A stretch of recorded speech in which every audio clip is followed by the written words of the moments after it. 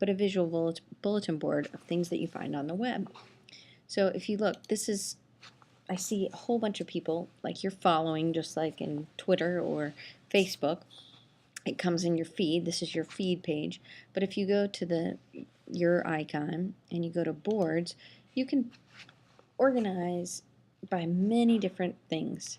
But for your designer, you might want to choose something called graphic design. And then you have all these things in there that would help communicate visually what you're looking for.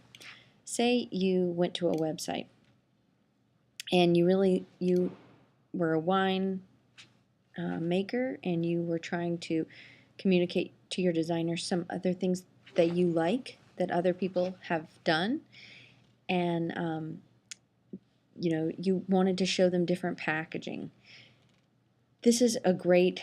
I'm actually on a website called the Die Line, and I might really like this kind of look for my wine label. So all I have to do is I'm on the site called the Die Line. I hit pin it, and then it's going to ask me what of these things do I want to pin. And this is the one that I was looking at.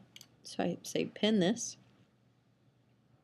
And it's best to give some description that will help your designer. I like the crisp, clean lines and the craft paper and aluminum look. And I know I misspelled aluminum, but oh well.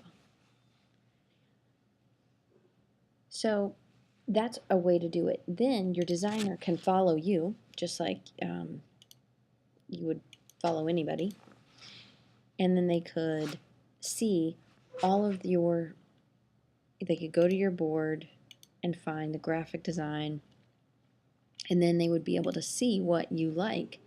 And then they'd be able to read what you wrote about it. So then if they wanted to see it bigger, all they have to do is click it, and then click it again, and it takes you to the website that it was found on.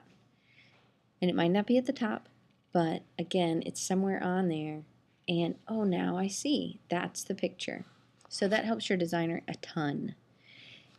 If you're new to Pinterest and you're not sure how to get on it or pin something, you don't have this little JavaScript button, I'm going to show you really quick how to go about doing that. First, you have to get invited.